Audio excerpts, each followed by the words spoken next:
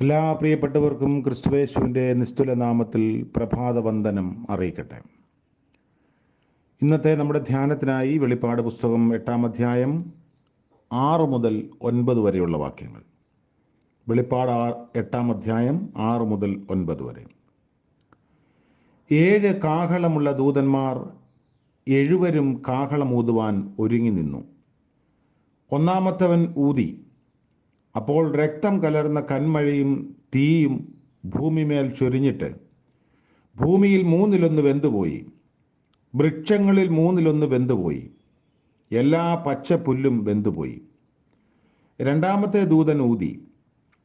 അപ്പോൾ തീ കത്തുന്ന വൻ മല പോലെ ഒന്ന് സമുദ്രത്തിലേക്ക് എറിഞ്ഞിട്ട് കടലിൽ 1/3 രക്തമായി തീർന്നു. സമുദ്രത്തിൽ പ്രാണനുള്ള സൃഷ്ടികളിൽ 1/3 ചത്തുപോയി. കപ്പലുകളിലും 1/3 ഛേദം വന്നു. കർത്താവിൻ്റെ പരിശുദ്ധനാമം വാഴ്ത്തപ്പെടുമാറാകട്ടെ. കാഹളങ്ങൾ തിരുവചനത്തിനെ പല കാര്യങ്ങളുടെയും ഓർമ്മ ഉണർത്തുന്നതാണ്. പ്രതീകങ്ങൾ ഖണ്ഡിതമായ ഒരർത്ഥം മാത്രമുള്ളവയല്ല, വിവിധ ബന്ധങ്ങൾ ഇതിനുണ്ട്. ഈ ചിഹ്നത്തിൻ്റെ തെരഞ്ഞെടുപ്പിന് പ്രേരിപ്പിക്കുന്ന ഭൂമിയിലെ പശ്ചാത്തലം എന്തായിരിക്കും എന്നത് ദൈവജനത്തിനും ദൈവത്തിനും വിരോധമായി മനസ്സ് കഠിനമായി പ്രവർത്തിക്കുന്ന ആളുകൾ ദൈവകോപത്തിന് ഇരയായിത്തീരും എന്നുള്ളതാണ് അതിൻ്റെ സാരാംശം. യുദ്ധത്തിന് മുൻപാണ് സാധാരണ കാഹളങ്ങൾ മുഴങ്ങുന്നത്. സംഖ്യാപുസ്തകം 10-ാം അധ്യായത്തിൽ നമ്മളത് വായിക്കുന്നുണ്ട്. 7 പുരോഹിതന്മാർ 7-ാം ദിവസം 7 കാഹളങ്ങൾ 7 പ്രാവശ്യം ഊതിയതാണ് വാഗ്ദത്ത നാട്ടിലേക്കുള്ള കവാടം തുറന്നുകൊണ്ട് യെരിഹോ മതിൽ തകർന്നു വീഴാനിടയായത്. യോശുവയുടെ പുസ്തകം 6-ാം അധ്യായത്തിൽ അതുണ്ട്. ഈ വിമോചന കഥ ഇവിടെ പ്രത്യേകം ഓർമ്മിക്കാൻ ഒരു കാര്യം, 7-ാം കാഹളം ഊതിക്കഴിഞ്ഞപ്പോഴാണ് തുറന്ന സ്വർഗത്തിൽ നിയമപ്പെട്ടകം ദൃശ്യമാകുന്നത്.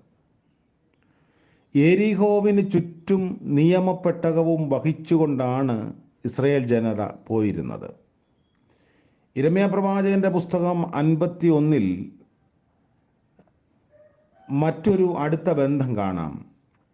ലോകത്തെ മുഴുവൻ നശിപ്പിക്കുന്ന പർവ്വതമായി ബാബിലോണിനെ കുറിച്ച് പറഞ്ഞു കഴിഞ്ഞിട്ട് ബാബിലോണിനെതിരെ യുദ്ധത്തിന് കാഹളമൂതാൻ 27-ാം വാക്യം ആഹ്വാനം ചെയ്യുന്നു. കാഹളങ്ങൾ രാജാവിൻ്റെ സ്ഥാനാരോഹണം സൂചിപ്പിക്കുന്നത് കൂടിയാണ്. ദൈവത്തിൻ്റെ രാജത്വവും അത് സൂചിപ്പിക്കുന്നു. ഈ അർത്ഥം വെളിപ്പാട് പുസ്തകത്തിൽ ഒന്ന് കൂട്ടിച്ചേർക്കുകയാണ്.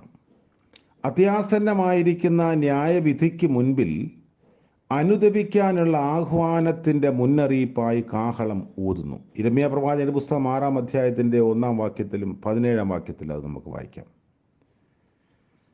അപ്പോൾ പഴയ നിയമത്തിൽ വിവിധ ഇടങ്ങളിൽ കാഹളം ഒരു മുന്നറിയിപ്പായി ഉപയോഗിക്കുന്നുണ്ട്. ഈ കാഹളവും ദൂതനും കൊണ്ടുവന്ന മാറ്റം ആദ്യത്തേതിന് സമാനമാണ്. വലിയൊരു പർവ്വതം, 8-ാം വാക്യത്തിൽ വായിക്കുന്നു, പർവ്വതം തീയുടെ അകമ്പടിയോടുകൂടി സമുദ്രത്തിലേക്ക് പതിക്കുന്ന കാഴ്ച. അഗ്നിപർവ്വതം പൊട്ടുന്നതിന് സമാനമായ സംഭവവും അതിൻ്റെ പരിണിത ഫലവും വിവരിക്കുന്നു. അതുമാത്രമല്ല, വലിയ ഒരു ദുരന്തത്തിന് മുന്നോടിയായുള്ള മുന്നറിയിപ്പ് കാഹളമായിട്ടും അതിനെ വിവക്ഷിക്കാം. വെളിപ്പാട് പുസ്തകം 8-ന്റെ 8-ഉം 9-ഉം വാക്യങ്ങളിൽ കാണുന്ന പ്രധാനപ്പെട്ട സംഭവങ്ങളെ നമ്മളൊന്ന് ക്രോഡീകരിച്ച് ചിന്തിക്കുകയാണെങ്കിൽ, ആകാശത്തു നിന്നെന്ന പോലെ ഒഴുകിയെത്തുന്ന രക്തപ്രവാഹം, തീ എന്നിവ സമുദ്രത്തിൻ്റെ 1/3 കടലിലെ 1/3 കപ്പലുകൾ എന്നിവയെ നശിപ്പിക്കുന്നു. ഈ ഒരു നാശം ഒരു മുന്നറിയിപ്പിനേക്കാളുപരി ദൈവജനത്തെ പിടിച്ച് ഉണർത്താനുള്ള ഒരു മുഖാന്തരം കൂടിയാണ്. വെളിപ്പാട് പുസ്തകത്തിൻ്റെ ചരിത്രപരതയെ സുവ്യക്തമായി പഠനവിധേയമാക്കിയിട്ടുള്ളവർ പറയുന്നത്, ഈ കാഹളനാദത്തോടൊപ്പം വരുന്ന അഗ്നിപർവ്വത സ്ഫോടനവും അനുബന്ധ സംഭവങ്ങളും, വെസൂയസ് എന്ന അഗ്നിപർവ്വതം 1-ാം നൂറ്റാണ്ടിൽ പൊട്ടിയതിനെയും അതിനുശേഷമുണ്ടായ സംഭവങ്ങളെയുമാണ് വിവരിക്കുന്നത് എന്നതാണ്. ഈ ഒരു സ്ഫോടനത്തെ തുടർന്ന് സമുദ്രനിരപ്പ് ഉയരുകയും അനേകം ജീവജാലങ്ങൾക്ക് ജീവനാശമുണ്ടാകുകയും ചെയ്തു. സമാനമായ വേദഭാഗങ്ങൾ കുമ്രാൻ സമൂഹത്തിൻ്റെ ആരാധനാ ഗീതങ്ങളിൽ അന്ന് ഉണ്ടായിരുന്നു. അതിൻ്റെ അർത്ഥം ഇത് കേവലം ഭാവനാധിഷ്ഠിതമായ ഒരു കാര്യം മാത്രമല്ല, ആദിമസഭയിലെ ആരാധനാ സമൂഹങ്ങൾ അനുഭവിച്ചറിഞ്ഞ സത്യം കൂടെയാണ് എന്നതാണ്. അതുകൊണ്ടാണ് തലമുറകളെ പ്രചോദിപ്പിക്കുന്നതിനുള്ള ഊർജം ഈ കാഹളനാദത്തിനുള്ളത്. സംഖ്യാപുസ്തകം 25-ാം അധ്യായം 6 മുതലുള്ള വാക്യങ്ങളിൽ വിവരിക്കുന്ന ഉടമ്പടിയുടെ തലങ്ങളും തുടർച്ചയെക്കുറിച്ച് കൂടുതൽ നമുക്ക് മനസ്സിലാക്കാൻ സാധിക്കും. ദൈവത്തെ ആരാധിക്കുന്നതിന് ഉടമ്പടി ജനത ഉപയോഗിച്ച മാർഗങ്ങൾ ചിന്താതീതമായിരുന്നു. കാരണം ഏറ്റവും ഉദാത്തമായ രീതിയിൽ തന്നെ ദൈവത്തിൻ്റെ ശക്തിയെയും മഹത്വത്തെയും മനസ്സിലാക്കാനാണ് അവർ ശ്രമിച്ചത്.